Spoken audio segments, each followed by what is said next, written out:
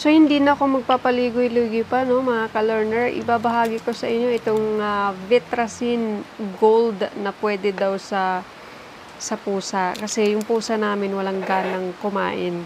So, 3 days na siyang hindi kumakain. Tapos, hindi ko alam kung anong gagawin. Kaya nanood ako sa YouTube kung anong pwedeng gawin, no? At isa ito sa napanood ko. Kaya ito yung sinunod ko muna. Ayan, so Vitracin Gold, ihahalo lang sa, actually yung mineral water na sinample niya is nasa 500 ml ata yun na bottle. Pero ito is, nasa 200 ml lang ata, hindi ako sigurado. Basta, pansinin na lang, no? Maliit lang yan. Yan yung tig 10 pag binili mo sa bangketa. So, nilagyan ko ng kalahating tubig, tapos galuin lang siya. At hindi ko alam kung ano yung purpose ng sugar, pero lalagyan din daw ng sugar, kaya present si sugar dyan. Ayan. So, yan po yung nakita ko dun sa YouTube. So, yung pusa talaga kahit hindi ko alam eh. Hindi niya maamoy or walang ganang kumain. Ayaw niya talagang kumain eh. So, pinipilit ko lang na pakainin siya. Pero, bumabalik kasi din eh. Kaya ito, sayang kasi yung pusa kung mamatay. Kaya kailangan gumawa tayo ng paraan para masave sila sa kung ano man yung pinagdadaanan nila. May sakit ba or stress or may nakain. Kasi wala na siyang hindi siya nagpo-produce ng sound. Hindi siya nag-nyaw. Hindi siya naggaganon. So, hindi tulad dati na makulit, nakikipaghabulan, pero bigla na lang isang araw, ayaw nang kumain. Yan. So, ganyan daw, isi-shake lang daw siya. Yan. Ayan. Tapos, meron akong feeding kit, no? Ito ay binili ko dati pa. Tapos, naitago ko at hindi ko mahanap. Ngayon na nawala ng ganang kumain yung pusa, hinanap ko talaga siya kasi kawawa naman. So, ito yung gagamitin natin para mapainom. Mapainom siya ng Vitracin na mayroong asukal. Hindi ko talaga alam para saan yung asukal, pero susundin natin yung may experience. Ayan, di ba? Hi, Colette. Ito si Colette na ayaw kumain. Ayan naman si Gray. Si Tiger. Dito sila sa likod. Tumatambay. Pero ito, gawin natin si Colette kay painumin natin.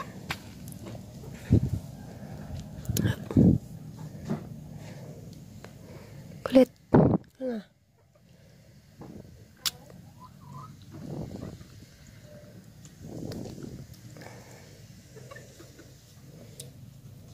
Yan nga pa.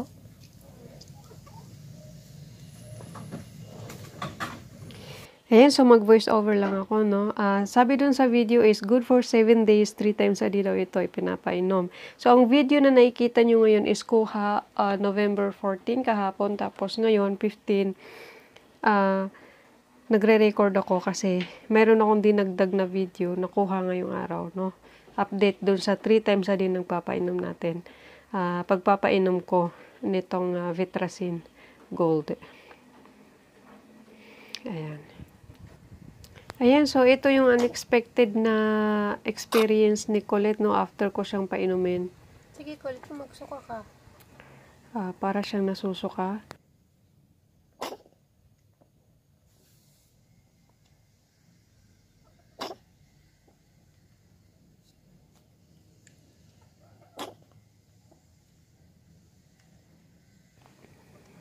So, yan po yung experience niya, no, sa first time na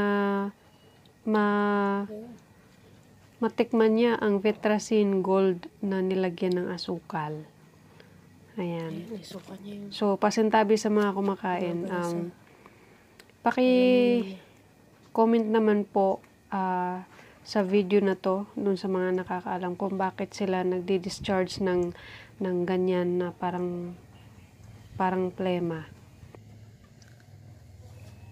Malaki pong tulong po sa mga nag-aalaga ng native na pusa, no, na mag-i-comment kung alam nyo o kung bakit sila naggaganyan. Tsaka malaking tulong na din sa akin,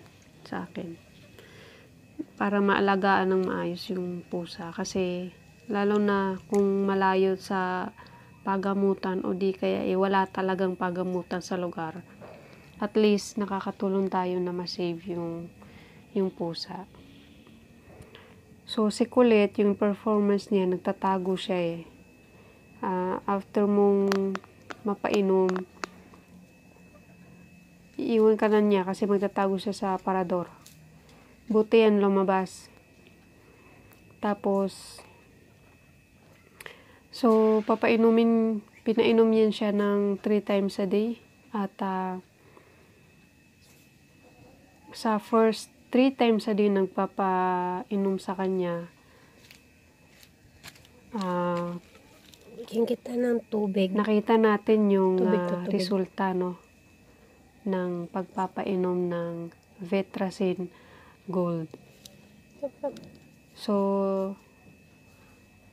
gaya ng sabi ko, ngayong araw na nagvo-voice over ako is second day na nung pagpapainom sa kanila. Kasi pinainom ko din yung dalawa pero mas consistent ako dito kay magpainom. Siyempre, siya yung may sakit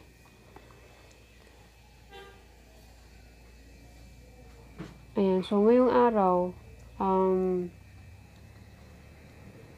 humingi siya ng pagkain. So, hindi naman siya nagsalita, no, na pahingi ng pagkain. Hindi naman. Actually, pagpunta ko ng kusina kasi nahanap ko siya, nandun siya. Tapos, lumapit siya sa akin. Tapos, yung paa niya, tinitiklop-tiklop niya, yung parang ini-scratch na yung so, sahig. So, ibig sabihin nun, gutom. So, kailangan pakainin niyo yung pusa. Kasi nakakatuwa pagka ganun. Ayan, so kumakain na talaga siya. At sa mga hindi pa subscribe sa channel ko, please subscribe. At kung gusto niyo masundan yung talagang recovery ni Colette, mag-update ulit ako para masabi natin na si Vetracin Gold is pwede talaga sa pusa. Parang nag-experiment lang ako, no? Pero inobserbahan ko naman kung talagang makakasama. So, kita niyo naman na 3 times ko pa lang siya napainom. Ayan, kumakain na siya. At dahil kumakain na siya, no, 3 days ko lang siya i-observe, pero depende sa performance niya, gawin ko na lang siyang 7 days.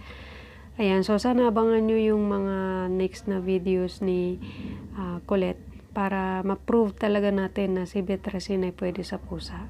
So, salamat sa panonood at ingat lahat.